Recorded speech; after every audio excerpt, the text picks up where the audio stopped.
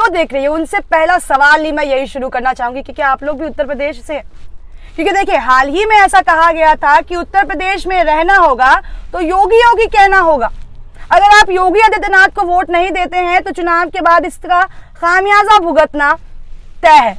ऐसा क्यों कह रही हूं मैं? ये वीडियो को एंड तक देखें और सोचिएगा जरूर कि वोट नहीं देंगे तो क्या होगा। नमस्कार, मैं शालिनी झा और आप देख रहे हैं डेली हिंद। एक बार फिर से मैं आप सभी के सामने आ गई हूं और दो बड़े मुद्दों को लेकर मैं आज आप लोगों से चर्चा करूंगी। पहले मैं आप लोगों से एक तस्वीर शेयर करती हूँ, फिर उस मुद्दे के बारे में मैं आपसे बात करना शुरू करूंगी। पहले ये तस्वीर देख लीजिए। ये तस्वीर ट्वीट की गई है योगी आदित्यनाथ, जो कि उत्तर प्रदेश के सीएम हैं, और उनके द्वारा एक ये ट्वीट जो है कल किया गया था। पहले मैं ट्वीट भी पढ़ के सुना देती हूँ आप लोगों को।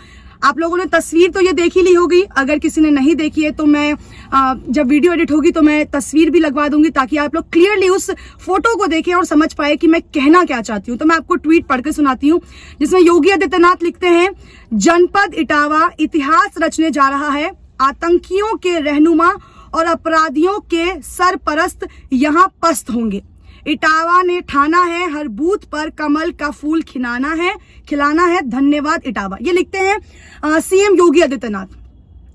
अब आप सोचेंगे कि योगी आदित्यनाथ के एक ट्वीट पर मैं ये वीडियो क्यों बना रही हूँ और इसमें सवाल क्या उठता है? तो सवाल ये उठता है, जब आप इस तस्वीर को क्लियरली देखेंगे तो आपके जहन में पहले तो ये समझ नहीं आएगा कि मैं बोल क्या रही हूँ।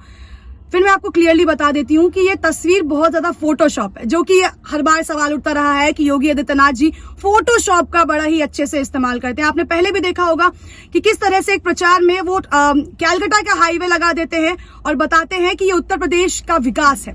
तो एक बार फिर से उन्होंने इसी तस्वीर का इस्तेमाल किया है, जहां पर आप इस तस्वीर में साफ देख सकते हैं कि जनता का जो नजर है, जो जनता का फेस है, वो दूसरी साइड है, और जो हमारे माननीय मुख्यमंत्री जी हैं उनका जो फेस है वो दूसरी साइड है। मतलब पूरी तरह से ये दिखाने की कोशिश की गई है कि ये जनता के बीच में जाते हैं और जनता इन्हें इतना प्यार दे रही है। पर ये एकमात्र एक फोटोशॉप है जहां पे आप क्लियरली देख सकते हैं कि जनता इनकी तरफ देख भी नहीं रही है। अब सवाल ये उठता है कि आखिर जरूरत क्यों पड़ी? अगर आपको दिखाना ही था कि इटावा के लोग आपको पसंद कर रहे हैं या इटावा की जनता आपके साथ है, तो आप ऐसे भी बता सकते थे, ऐसे भी लोगों के बीच जा सकते थे। लेकिन देखिए, ये वीडियो जो है मैं किसी भी पार्टी के अगेंस्ट नहीं बना रही हूँ। मैं आपको पहले ही क्लियर कर दूं, क्योंकि इसके बाद नेगेटिव कॉमेंट्स जो है मेरे फेसबुक इंस्टा पे आने शुरू हो जाने हैं।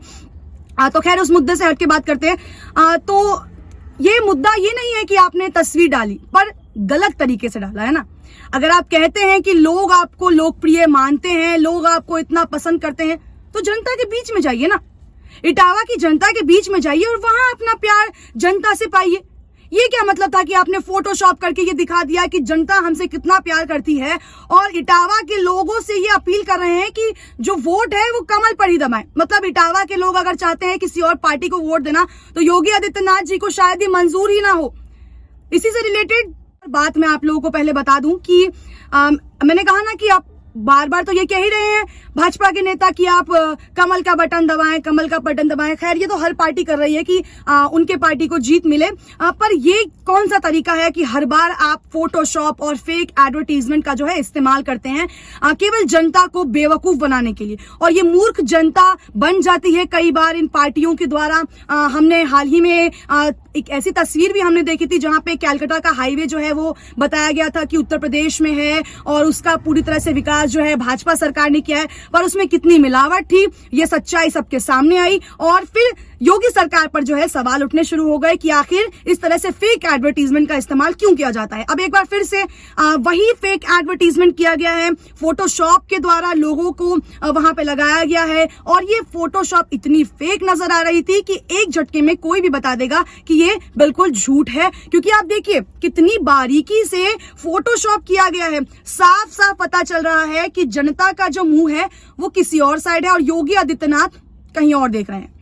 तो इस तरह की जो बेवकूफी है ये हमारे माननीय योगी आदित्यनाथ मुख्यमंत्री होकर कर रहे हैं, तो इनसे और क्या ही एक्सपेक्ट किया जा सकता है। दूसरी खबर मैं आपको बता दूं, भाजपा के तेलंगाना के एक नेता है टी राजा, जिन्होंने एक बड़ा ही विवादित बयान दिया है। अब वो विवादित बयान क्या है, पहले तो मैं आप लोगों को ये पढ़कर सुनाती हूँ कि कह रहे हैं उत्तर प्रदेश में योगी आदित्यनाथ सरकार के समर्थन में वोट नहीं देने वालों को चुनाव के बाद नतीजे भुगतने होंगे। तो ये सभी उत्तर प्रदेश की जनता पहले तो ये कान खोलकर सुन लीजिए, अगर आप चुनाव के वक्त बूथ पर योगी आदित्यनाथ का साइन या भाजपा के को वोट नहीं डालते हैं तो आपको भारी नुकसान भुगतना पड़ सकता है। इतना ही नहीं, ये आगे भी और कुछ कहते हैं, मैं आपको पढ़ाती हूँ उन्होंने क्या कहा है कि जो लोग भाजपा को वोट नहीं करते उनसे कहूंगा कि योगी ने हजारों जेसीबी और बुलडोजर मंगवा लिए हैं। ये सभी यूपी की ओर से निकल चुके हैं। चुनाव के बाद ऐसे इलाकों को चिन्हित किया जाएगा जिन लोगों ने योगी जी को सपोर्ट नहीं किया है। अभी तक तो भाजपा के जो नेता हैं वो केवल फेक एडवर्टीजमेंट, फोटोशॉप के द्वारा लोगों के बीच में जा रहे हैं। अब तेलंगाना के भाजपा के नेता खुली चुनौती दे रहे हैं उन जनता को जो जनता इन्हें सत्ता की कुर्सी देती है, जो जनता इन्हें सत्ता देती है, उस जनता को ये पूरी तरह से धमकाने की कोशिश कर रहे हैं कि अगर जनता भाजपा का बटन नहीं दबाती है तो चुनाव के बाद जनता को इसके परिणाम भुगतने पड़ सकते हैं। अब देखिए, सवाल ये उठता है कि ये किस तरीके का संविधान है, ये किस तरीके का लोकतंत्र है। भाजपा के नेता आपने कई बार सुना होगा कि बार बार आके संविधान की दुहाई देते हैं, लोकतंत्र की बातें करते हैं। ये किस तरीके का लोकतंत्र है टी राजा जी, हमें भी तो बताइए जरा, ये किस तरीके का लोकतंत्र है? क्योंकि हमने तो लोकतंत्र की ऐसी परिभाषा तो ना स्कूल में पढ़ी, ना कॉलेज में और ना मीडिया के प्रोफेशन में कभी हमें लोकतंत्र की ये परिभाषा बताई गई है। कहा जाता है एक वोट इंसान का सबसे कीमती होता है और जनता ही सरकार बनाती है और वही जनता सरकार गिराती भी है।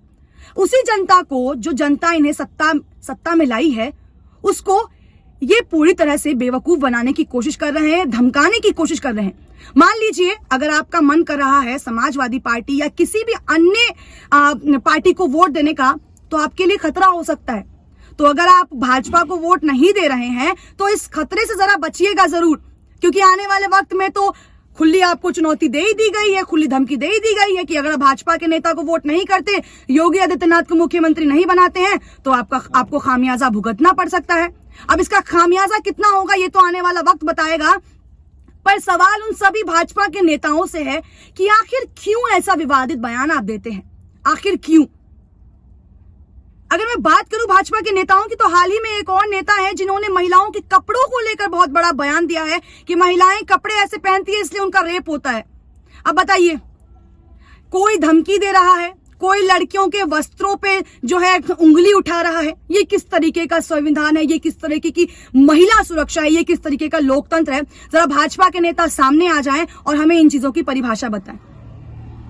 हम जनता जो है वो डिसाइड करेंगे कि कौन सत्ता में आएगा, कौन नहीं आएगा। पर इस तरीके की धमकी, वो भी इतने बड़े लेवल पर आप एक विवादित बयान दे रहे हैं, क्या सोच समझकर आप सामने आकर ऐसे बयान दे जाते हैं? क्या आप लोगों के लिए कोई नियम, कोई कानून है ही नहीं? मतलब अगर कोई करे तो उसके ऊपर 100 उंगलियां उठ जाती हैं। बड़े बड़े नेता आकर एक प्रेस कॉन्फ्रेंस करेंगे जहां पर उसको 10 दिन तक टारगेट किया जाएगा, मेन स्ट्रीम मीडिया डिबेट करेगी, उस मुद्दे को इतना हाईलाइट किया जाएगा कि फलाने नेता ने ये बोल दिया। पर वही अगर भाजपा का कोई नेता इतना बड़ा विवादित बयान देता है या ऐसे शर्मनाक बयान देता है तो उस पर भी एक डिबेट क्यों नहीं होता है? या कोई भी भाजपा का नेता सामने आकर उन नेताओं पर एक उंगली क्यों नहीं उठाता है? ये तो वही बात हो गई कि आप करे तो बहुत अच्छा और कोई दूसरा करे तो वो गुनाह हो गया। आप बोले तो बहुत अच्छा है, उसकी तारीफें होनी चाहिए, और अगर कोई दूसरा करे तो उसको तो भाई इतना बुरा बना दो कि जनता उसे वैसे ही नफरत करने लगे। मुझे एक वाक्य अभी भी याद है कि राहुल गांधी ने संसद में स्मृति ईरानी को ऐसी कोई बात कही थी जो इतनी कोई बड़ी बात भी नहीं थी, मुझे वो एग्जैक्ट तो नहीं याद है। उसको लेकर संसद में जो है बहुत बवाल खड़ा हुआ था। स्मृति ईरानी जी ने बाकायदा राहुल गांधी से माफी मंगवाई थी, वो मुद्दा इतना बड़ा था। तो टी राजा का ये बयान और वो भाजपा के जो नेता जो महिलाओं के वस्त्रों पर सवाल उठा रहे हैं, उन पर क्यों नहीं कोई आके कहता है? कहां गई स्मृति ईरानी जो बार बार विमेन एम्पावरमेंट की बात करती हैं, महिला सुरक्षा की बात करती हैं? अरे आप अपने नेताओं को क्यों नहीं बोलते हो? आप अपने नेताओं को झांकिए ना, आप अपने नेताओं के गिरमान में झांकिए ना एक बार कि कैसे बयान बार बार ऐसे मौके पर बयान दे देते हैं। हर मुद्दे को लेकर आप एक नया बखेड़ा खड़ा करते हैं, लेकिन जब आपकी बात आती है तो आप चुप्पी साध कर बैठ जाते हैं। लोकतंत्र की परिभाषा अभी हाल फिलहाल में योगी आदित्यनाथ ने जी भी बताई थी। बताइए जरा दोबारा, लोकतंत्र की परिभाषा हमें भी जाननी है। कि आपके नजर में लोकतंत्र की परिभाषा क्या है और आपके नजर में जनता की वोट की कीमत क्या है। हमें भी बताइए, हम भी वेट करेंगे।